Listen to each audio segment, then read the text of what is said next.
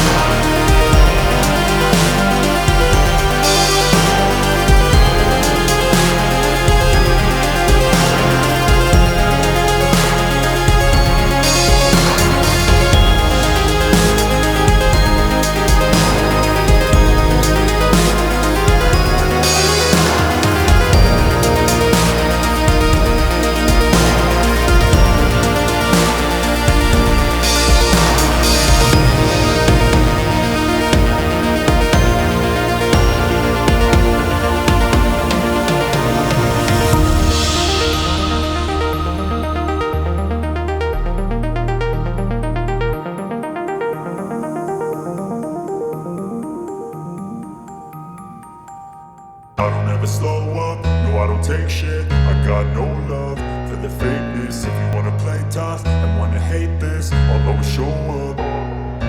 I don't ever slow up, no I don't take shit. I got no love for the fakeness. If you wanna play tough and wanna hate this, I'll always show up and make a statement. I don't ever slow up, no I don't take shit. I got no love for the fakeness. If you wanna play tough and wanna hate this, I'll always show up and do, so instinctive and so passionate. Every word I move, so descriptive like an adjective. I got a vendetta against people who patented being negative when you should be getting after it. I got facts over tracks, this and that. Spitting slow, spitting fast, I could roast, I could gas. Think I'm okay at last, but I don't know if that can erase all the past. And the pettiness, a reflection of the emptiness. Hilarious, you think you're worth my time, you're delirious. Mysterious, because you hide behind a fake exterior. Inferior, you know I'll always be a bit superior. Get off of me, this ain't no humble brag. I want you to hear words, you can say them back. I want you to feel free from the chains at last, and to believe in what you got, it was built to last, yeah. Now that I've been put through hell, I never got anyone's help. I had to do it all myself.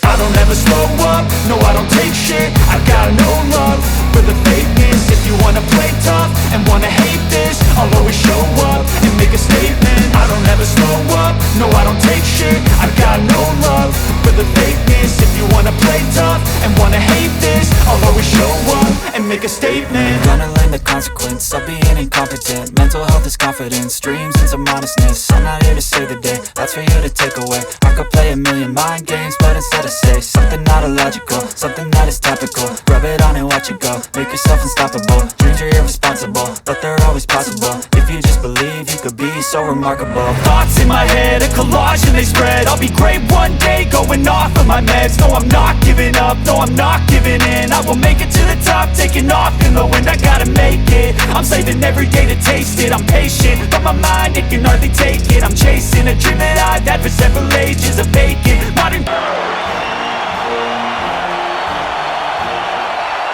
Here to sing the national anthem, please welcome Lillian Garcia!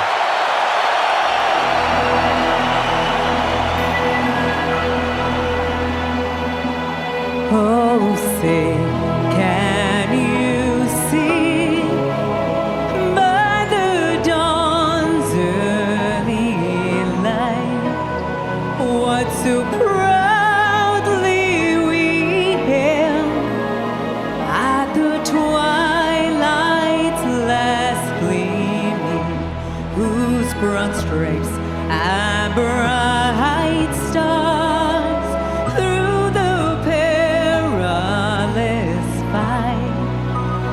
Oh, the ramparts we watched were so gallantly streaming, and the rocket's red glare, the bombs bursting, and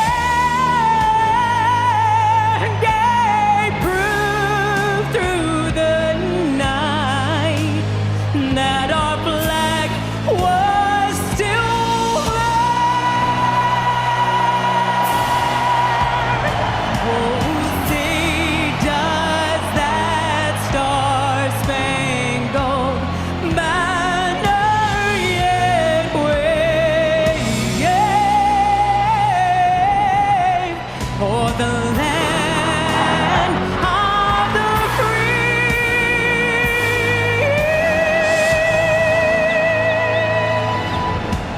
and the home of the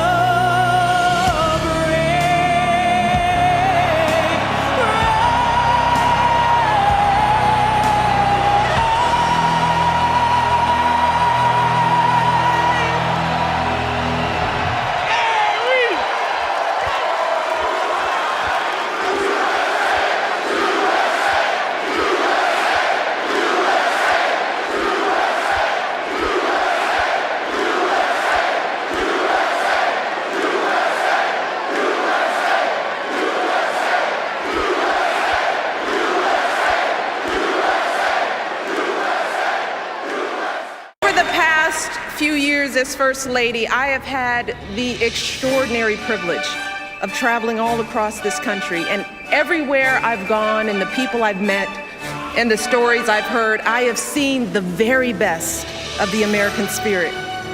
I have seen it in the incredible kindness and warmth that people have shown me and my family, especially our girls. I've seen it in teachers in a near bankrupt school district who vowed to keep teaching without pay. I've seen it in people who become heroes at a moment's notice, diving into harm's way to save others, flying across the country to put out a fire, driving for hours to bail out a flooded town. And I've seen it in our men and women in uniform and our proud military families. In wounded warriors who tell me they're not just gonna walk again, they're gonna run, and they're gonna run marathons. In the young man blinded by a bomb in Afghanistan who said simply, I'd give my eyes 100 times again to have the chance to do what I have done and what I can still do. Every day, the people I meet inspire me. Every day they make me proud. Every day they remind me how blessed we are to live in the greatest nation on earth.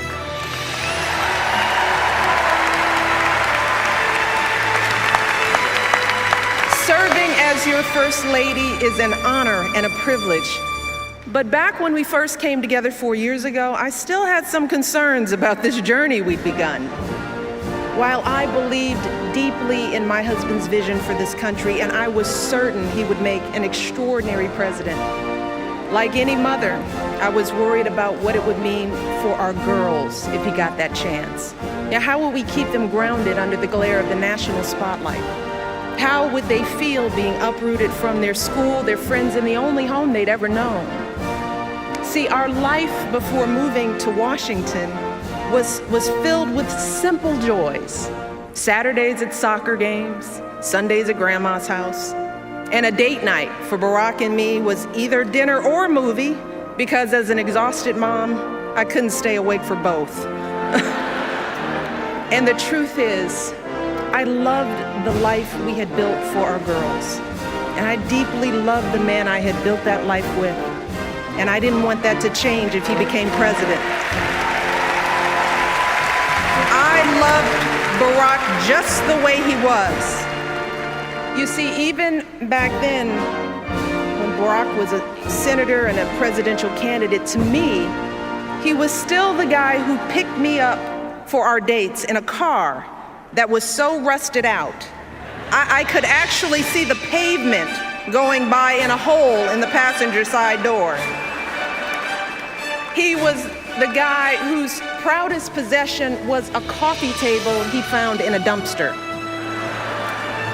and whose only pair of decent shoes was a half size too small.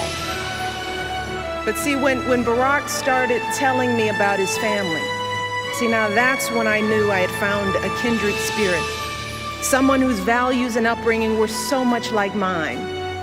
You see, Barack and I were both raised by families who didn't have much in the way of money or material possessions, but who had given us something far more valuable: their unconditional love, their unflinching sacrifice, and the chance to go places they had never imagined for themselves.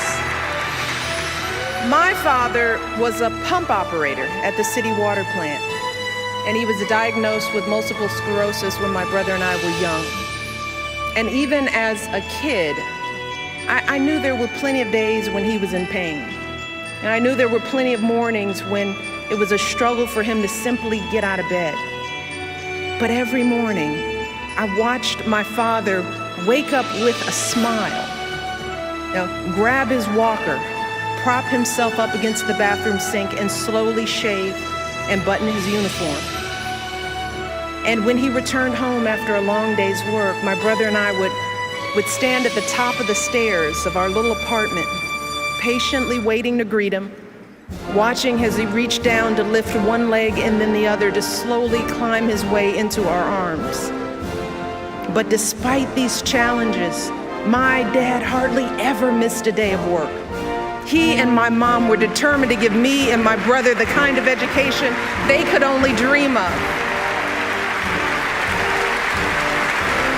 And when my brother and I finally made it to college, nearly all of our tuition came from student loans and grants, but my dad still had to pay a tiny portion of that tuition himself. And every semester, he was determined to pay that bill right on time, even taking out loans when he fell short. He was so proud to be sending his kids to college, and he made sure we never missed a registration deadline because his check was late. You see, for my dad, that's what it meant to be a man. Like so many of us. That was the measure of his success in life, being able to earn a decent living that allowed him to support his family.